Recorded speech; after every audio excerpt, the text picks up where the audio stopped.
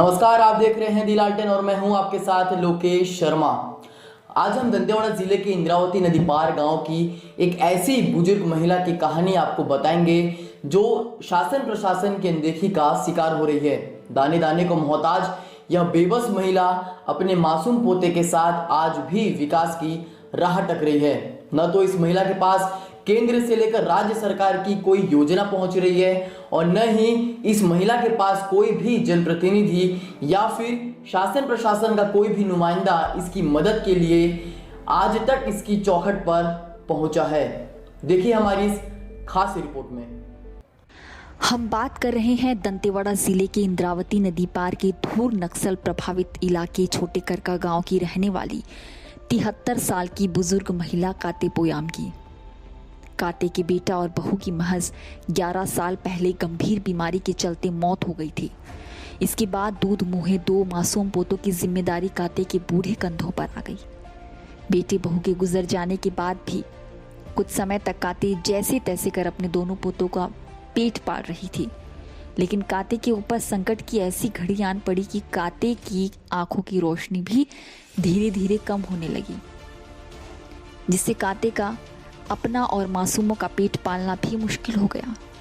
टूटी फूटी झोपड़ी में जैसे तैसे अपने मासूम 2 पोतों के साथ भूखे प्यासे रहकर गुजारा चला ली, लेकिन गुजरते वक्त के साथ अब आवश्यकता भी बढ़ने लगी।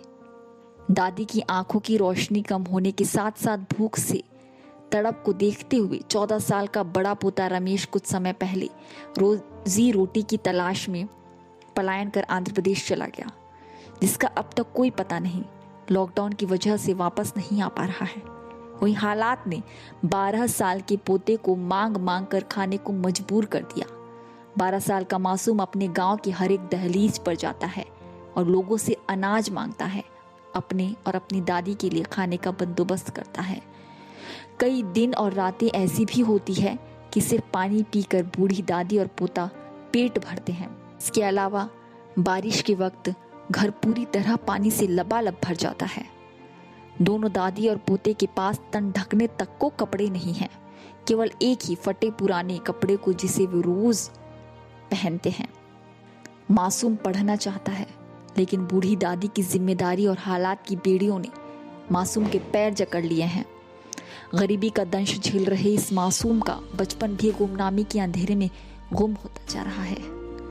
इसके साथ ही काते को किसी भी तरह की केंद्र और राज्य सरकार की योजनाओं का लाभ नहीं मिल रहा है। काते के पास केवल वोटर आईडी कार्ड है। चुनाव में अपना बहुमूल्य मत का प्रयोग करती है, लेकिन आज तक किसी भी जनप्रतिनिधि ने काते की मदद नहीं की। बैंक में खाता जरूर खुला है, लेकिन वृद्धा पेंशन का कोई अता पता ही नहीं है। काते के पास राशन कार्ड भी नहीं है, जिससे सोसाइटी से मिलने वाले राशन का लाभ भी वह नहीं ले पा रही है। कोरोना महामारी को लेकर चल रहे लॉकडाउन में जिनके पास राशन कार्ड नहीं है, उनको ग्राम पंचायत के द्वारा राशन मुहैया कराने की जिम्मेदारी है। इसके बावजूद भी ग्राम पंचायत काते को राशन उपलब्ध नहीं करवा पा रही है। अब तक उसे प्रधानमंत्री आवास योजना का लाभ नहीं मिला है, न ही उज्ज्वला योजना का। ऐसे में काते और उसका मासूम पोता बद से बदतर जिंदगी जीने को मजबूर है। हालांकि इलाके के संकुल समन्वयक जितेंद्र शर्मा और गांव के कुछ ग्रामीणों के द्वारा थोड़ी बहुत मदद काते को मिल जाती है, लेकिन आज भी काते और इसका पोता विकास की राह देख रहे हैं। इस पूरे मामले पर जिला पंचायत सीईओ एस आलोक ने कहा कि मामले की जानकारी आपके माध्यम से मिली है। अपने कर्मचारियों को भेजकर इस महिला की सारी समस्याओं का समाधान किया जाएगा।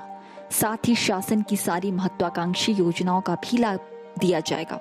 इसके अलावा दोषियों पर भी कार्रवाई होगी। आपने जैसे बताया, मैं इसको दिखवाता हूँ। मुझे इस बात का आश्चर्य है कि ये लगातार ये लॉकडाउन की स्थिति अभी निर्मित हुई है। राशन मिलना या राशन पहुँचाना, अभी तो नदी पार भी राशन पहुँचाया जा रहा है और जितने भी बुजुर्ग हैं उनको पेंशन भी मिलना की जहाँ तक बात मैंने बताई कि पेंशन भी मिलता है और ये होता है। और अभी ये तो 1 से 2 क्विंटल अभी हुआ है, पहले से भी निर्देश थे कि 1 क्विंटल राशन रखने जो है खाद्यान्न सुरक्षा के तहत 1 क्विंटल चावल रखने के निर्देश थे। और जो आपने बताया है इसको मैं दिखवा लेता हूँ और दिखवा कर जो आवश्यक कार्रवाई होगी वो करेंगे। यदि किसी के द्वारा इस संबंध में कमी की गई होगी या कोई दोषी होगा तो दोषी पे कार्रवाई भी। अभी के लिए फिलहाल इतना ही। आप बने रहिए हमारे साथ और देखते रहिए दी लालटेन। नमस्कार।